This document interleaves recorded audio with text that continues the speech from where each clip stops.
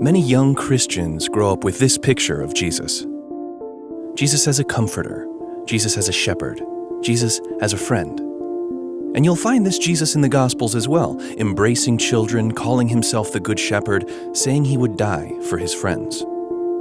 But the Gospels portray another side of Jesus as well, a Jesus you won't find in a coloring book, a Jesus we don't talk about as much. After all, this is a man who was crucified, and you don't get killed for being a comforter or a shepherd or a friend. There was something else about him, something that so disturbed the status quo that the religious and political powers of his time united to kill him. According to the Gospels, this man, Jesus of Nazareth, was a revolutionary.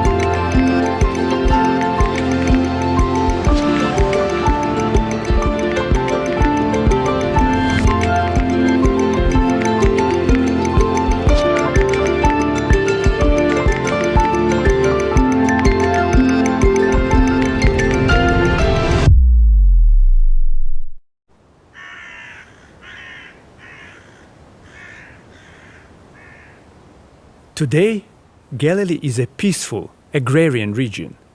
People of different ethnicities and religious beliefs coexist peacefully. But at the time of Jesus, in the first century, it was very different. It was a hotbed of revolution.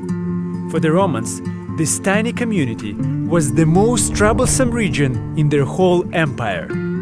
After the death of King Herod in 4 BCE, Sepphoris became a haven of revolutionary activity. According to first-century historian Josephus, the Romans sent troops to the area and killed or sold into slavery around 30,000 inhabitants of the city. 2,000 were crucified. The city was burned to the ground. This is the environment Jesus grew up in. For many young New Yorkers, the city is not an easy environment to grow up in. For every glamorous neighborhood in the city, there are plenty more that are a lot rougher. The old saying is if you can make it here, you can make it anywhere, but there are a lot that don't make it. And it's not for lack of heart or worth or talent. Some kids just need a space to feel like they matter, to feel like they belong. For many kids in New York, that space is the basketball court. New York is a basketball town, and for a lot of kids in the city, basketball is a way of life, and maybe a chance to step away from your life for a little while. So if you're looking for a modern-day revolutionary fighting to change the lives of young New Yorkers in the city, check out a basketball court. That's exactly who these guys are. RJ Perovic and Amir Younesi. Along with Robert Embaum, who couldn't make it to our talk, they run a group called the City Hoops. So the city was founded in 2008 with the idea of creating an environment where kids can use basketball to get to college, to not only get to college, but to graduate from college.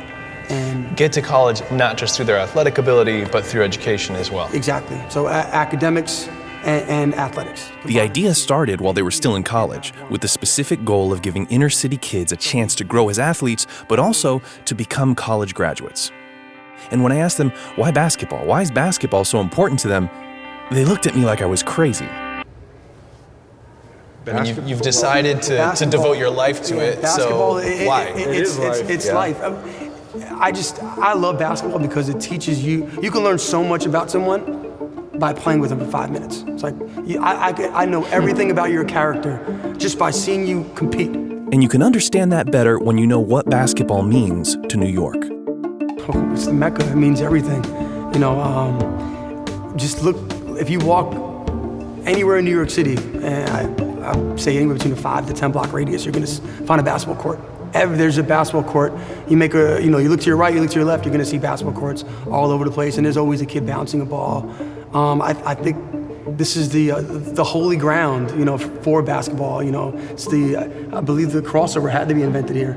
Yet even though so many young New Yorkers view basketball as life, RJ and Amir saw that distressingly few are able to actually build a life from it. There's really no guidance in New York City for kids. Me personally, I had the athletic ability, I had the game, but I didn't have the core credits to accept this college scholarship because there's really no guidance. And in New York City, out of the past 3 years, only one kid was able to accept an NCAA Division I scholarship. Really? Yeah, because there's no guidance out here. A lot of these kids have the game, have the potential.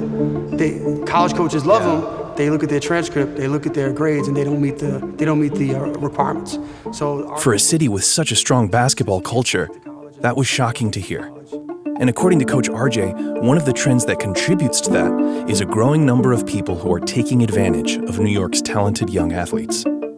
I think recently it's been more about, in New York City in general, it's been more about these street guys trying to use these kids to make coins for themselves through these shoe companies.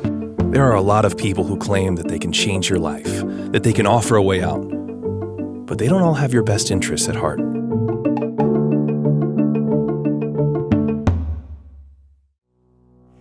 Josephus, the famous first-century historian, gave several accounts of impostor revolutionaries who tricked many into thinking they would change their lives. One account tells us of a man who urged people to take their possessions and meet him at the Jordan River. He also promised that at his command, the waters of the river would be parted just like in the time of Moses and Joshua. When the Romans found out about this, they sent soldiers to deal with this impostor who deceived many. The man was decapitated, and his head was put on display in Jerusalem. Another man claimed that at his command, the walls of the city would fall down, and he and his following would take control of Jerusalem. Josephus writes that this impostor acquired a following of 30,000. Roman soldiers quickly dispersed them up, but the impostor escaped. Yet another revolutionary promised salvation and rest to all who would follow him out into the wilderness, just like Moses.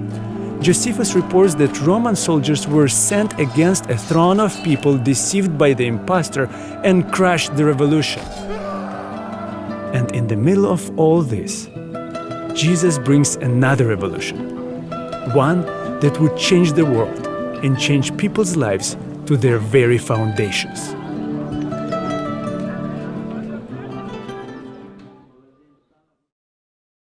A little bit of money. Coach RJ and Coach Amir know they have an opportunity to change kids' lives, and the City Hoops does everything it can to help make that happen.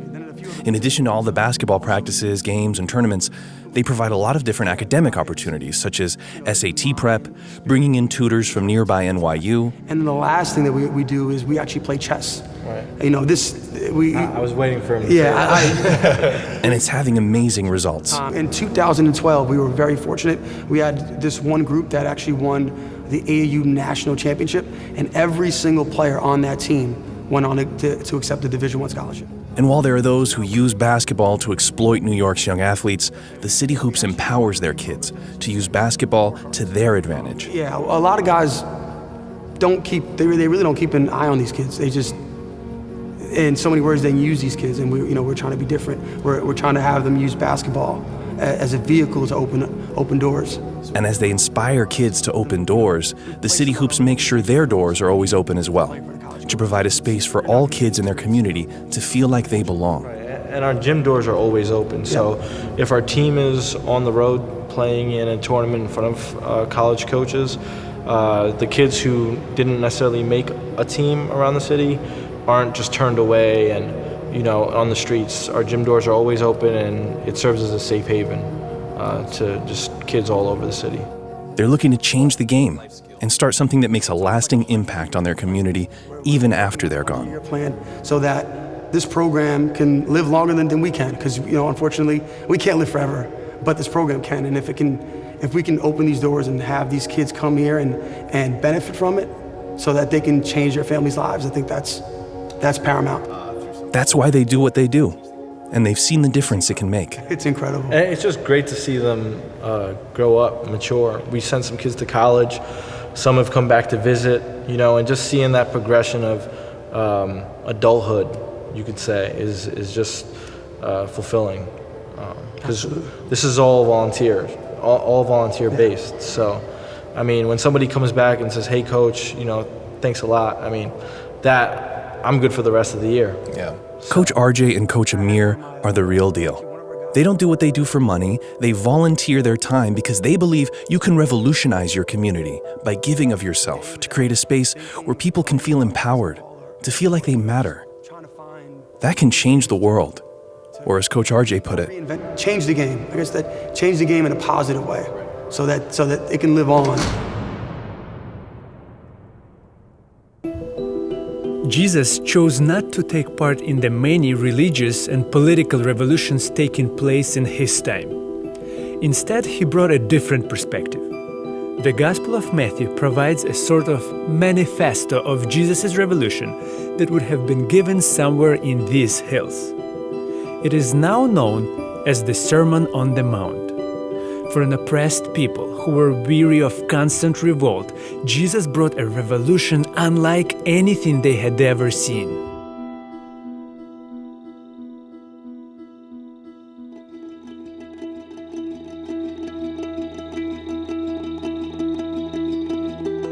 The Sermon on the Mount is essentially Jesus' manifesto. Because we find elements of it in other Gospels, we can know that it's something he would have said many times. But in Matthew's Gospel, Jesus' revolutionary manifesto is given in Galilee, this hotbed of revolution. And almost right from the beginning, Jesus uses a variation on the following phrase 6 times. You have heard it said, but I tell you. This would have been absolutely shocking and even blasphemous to its first-century audience. You see, in every one of these statements, Jesus counters their understanding of the writings of Moses. For that audience, Moses was the ultimate lawbringer, and in that time, there was no separation of church and state. So Moses' teachings covered every aspect of life, all the way from how to worship God to how to gather your crops. And like Moses, Jesus delivers his law on a mountain. And in doing so, he brings a different perspective on justice. One that rejects vengeance, force, and condemnation, and places a revolutionary emphasis on the ideals of mercy, forgiveness, and love. Even going so far as to say that it would be foolish, even perilous, not to put them into practice. maybe those ideals sounded radical in Jesus' time, but these ideas of mercy, love, forgiveness, not judging, they aren't new concepts to us today.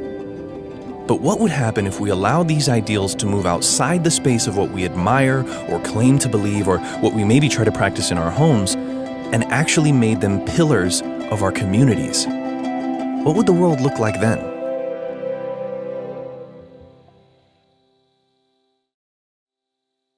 Deep in an office of a former bank in the Flatbush neighborhood of Brooklyn, there's a group taking innovative steps to transform the criminal justice system of their community. Their co-founder and executive director is Rachel Barnard, and the group is called Young New Yorkers. And Young New Yorkers is a diversion program for 16 and 17-year-olds who are being arrested and prosecuted in New York State. And before going further into what they do, it needs to be pointed out that New York State is one of only 2 states in the country that tries 16 and 17-year-olds as adults. And the kids that Young New Yorkers works with aren't violent or dangerous, they're just that, kids. Kids that made a mistake. Who have been arrested for very small things like jumping the turnstile or graffiti or something like that and are now like wrapped up in a system that they don't understand, overwhelmed. They could be checking out or getting defensive. And when a young kid gets wrapped up in that system, they quickly find that because they're being tried as adults, their mistake can heavily impact them for the rest of their life. And if you get a criminal record at 16, a lot of possibilities immediately narrow. You'll have a criminal record for the rest of your life. You won't have opportunities to get college scholarships that other people might have. You won't have access to housing or other social services, and given most of our participants are poor, they need those services, so those sorts of things. And then But Young New Yorkers works to provide an alternative by working with the criminal justice system.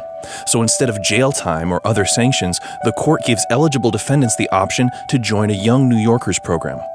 They refer to them as transformative justice programs. The first half of the program uses art such as video, photography, illustration and design to explore typical restorative justice exercises. So using art, Young New Yorkers explores important questions related to the incident that made their kids' court involved, such as, what was the moment in which you made that choice? How has it impacted you, your family, your community? And then looking at that over time. So where might you be in 40 years? Imagine all the extraordinary things that you want to do that you haven't even thought of yet.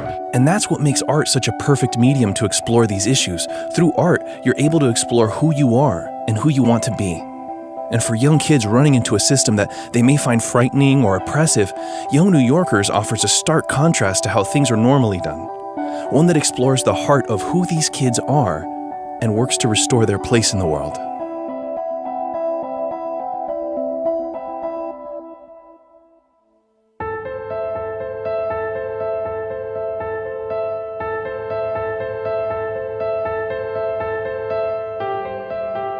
The revolution of Jesus of Nazareth stood in stark contrast to the ones that came before him. The people of Galilee were oppressed. All of their prior revolutionaries had failed them. Then Jesus takes the stage and completely shocks them. Rather than present a call to overthrow the Romans who were oppressing them or to displace the religious leaders who disappointed them, Jesus presents an eternal revolution, a revolution of the heart.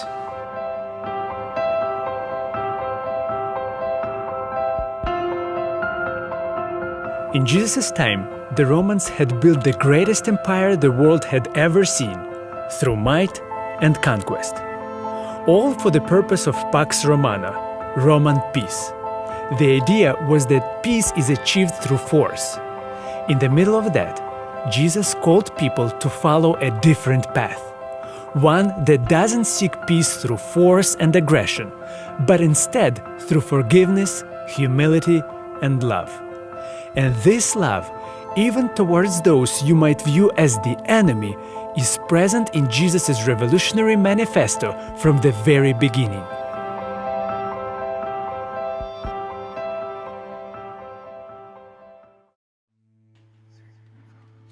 Jesus' opening contrasting statements are simply radical.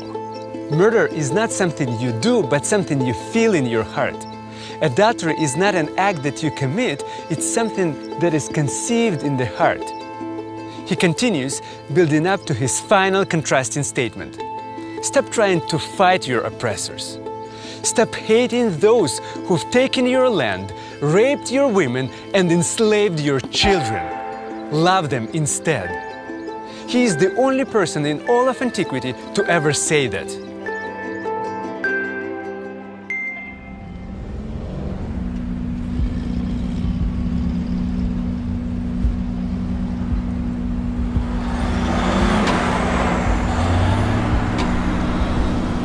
A radical transformation of how we view people is at the heart of what can lead to change. And as we discussed what needed to change about the criminal justice system, Rachel pointed out that the United States has 5% of the world's population, but 25% of its prisoners. The majority of them are black or brown. The criminal justice system is the most oppressive system that we have, and I think it's only just coming to light how we're hindering our young people. These are our children, these are our young New Yorkers. But Young New Yorkers doesn't fight against the system in order to make change. In fact, it partners and collaborates with many different branches of the criminal justice system. It really surprises me how courageous and open the many different people from the system are to hearing what the young people have to say about the system that is serving their communities. I have to say it's pretty wonderful, and that's why we call ourselves a transformative justice program, because we want to shed light on the system itself as much as the young people that we serve. And transformation happens when you create a space for it. Rachel's a former architect, and she talked about the design of a modern courtroom and the impact it can make. The architecture of a courtroom, with the judge sitting up at a podium and there being a railing and then the district attorney on one side and the defence attorney on the other, is not collaborative, and we create a space where people can collaborate, and that includes the young people that are being prosecuted. And if you're a disconnected youth entering a space that you find isolating, you're only going to feel more detached. So Young New Yorkers creates a space where kids don't feel condemned or judged, but accepted, nurtured, and empowered. Throughout their 8-week program, they explore themes like accountability, responsibility, leadership. And at the end of the program, there's a large public art exhibition designed by the Young New Yorkers participants. Their most recent project was called Floating Futures, and they created 3 2-scale solitary confinement cells. The first cell held their artworks. The second cell, everyone was invited to float a future for the treatment of youth in Brooklyn and in the criminal justice system. And it's not just Young New Yorkers doing this. District attorneys, judges, prosecutors were all invited to take part in the exhibit and write down what they thought the future could look like. So the young people host them, take them through, they're having a conversation with the young person about the young person's experience, and then they're asked to reconsider what could be possible for the way that they're in the system. Through this space they had a hand in creating, a Young New Yorker is able to guide someone who may have normally stood in judgment of them or in opposition to them, and together explore positive paths to a new future. Once they've completed the program, the participant's criminal record is sealed, and the label of defendant, criminal, is gone. In this corner of Brooklyn, there's a different way of looking at justice, where we can see what happens when we're willing to look at someone differently, not being quick to judge or dismiss them, but instead doing something to create a space where people can grow and feel that they matter. What if more of us were willing to do that? What would the world look like then?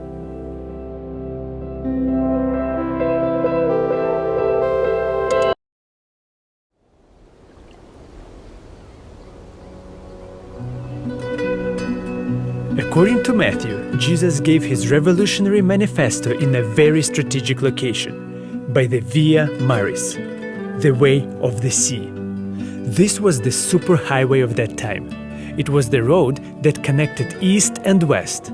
Travelers of all kinds of beliefs and ethnicities would have frequented this road. Jesus was injecting his message into the main artery of his world, so that anyone, anywhere, could experience his revolution of the heart. A revolution unlike anything the world had ever seen, because according to Jesus, it was not of this world. The revolution of Jesus of Nazareth was not concerned with overthrowing any outside force, be it empires, religions, or powers of this world.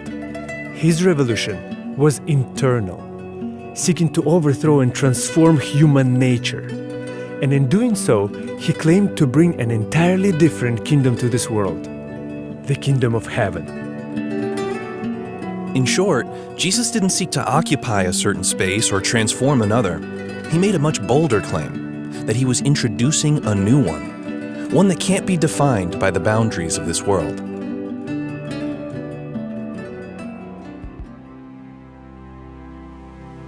It's interesting to note that Jesus did not go the route of establishing a new official religious system.